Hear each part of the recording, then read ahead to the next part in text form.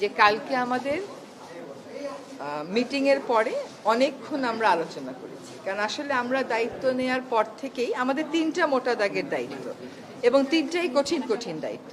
একটা দায়িত্ব হচ্ছে সংস্কার, একটা দায়িত্ব হচ্ছে বিচার, একটা দায়িত্ব হচ্ছে ইলেকশন। শুধুমাত্র ইলেকশন করবার জন্য তো আমরা দায়িত্বটা নিইনি, যেহেতু আরও দুটো দায়িত্ব আছে, আমরা সেগুলো আসলে পালন করতে পারছি কিনা। কারণ আমরা দায়িত্ব নেওয়ার পর থেকে যার যত রকম দাবি আছে সব দাবি নিয়ে তারা রাস্তায় বসে যাচ্ছে, রাস্তা আটকে দিচ্ছে, একদম ঢাকা শহর অচল হয়ে পড়ছে। সেই অচল অবস্থা নিরসনে আমরা কিছু করতে পারছি কিনা। তো এগুলো আলোচনা করে যেটা আমরা চিন্তা করলাম যে আমাদের এই দায়িত্বটা কিন্তু জাতীয় দায়িত্ব, এবং আমরা তো আগে থেকেই বলছি যে আমরা ক্ষমতা নেইনি, দায়িত্বে আছি।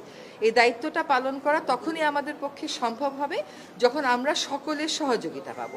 প্রত্যাশার বিষয়টা এক, আর দায়িত্বটা আসলে পালন করতে পারার বিষয়টা এক। প্রত্যাশা অনেকই থাকতে পারে, কিন্তু আমার তো একটা এনাবলিং এনভায়রনমেন্ট থাকতে হবে এই প্রত্যাশাটা পূরণ করার জন্য। তো আমরা চিন্তা করেছি যে আসলে আমরা পারছি কিনা, এই যে প্রতিবন্ধকতাগুলো হচ্ছে আমাদের এই বড় দাগের তিনটা দায়িত্ব পালন করার জন্য, এই প্রতিবন্ধকতাগুলোকে আমরা কিভাবে মোকাবেলা করব, আদৌ মোকাবেলা করতে পারবো কিনা, যদি মোকাবেলা করতে পারি কিভাবে করব, যদি মোকাবেলা করতে না পারি তাহলে আমাদের কি করণীয় হবে, আমরা সকলে মিলে এটা চিন্তা করছি।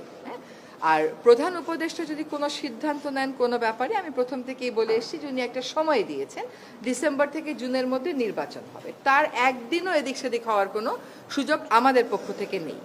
কাজে এগুলো নিয়ে অন্য ধরনের কোনো কথা বলারও কোনো সুযোগ হওয়া উচিত ছিল না, কারণ বারবারই বলা হচ্ছে যে একটা সময়সীমা দিয়ে দেওয়া হয়েছে। এখন কিছু কিছু গুরু দায়িত্ব তো আছে, সেগুলো পালনের সাথেও তো মাসের একটা সম্পর্ক থাকতে পারে। তো উনার যদি কোনো কিছু বলার থাকে, আমি নির্বাচনের প্রশ্নেও বলেছি, দায়িত্ব পালনের প্রশ্নেও বলেছি, ওটা আপনারা ওনার থেকেই শুনবেন।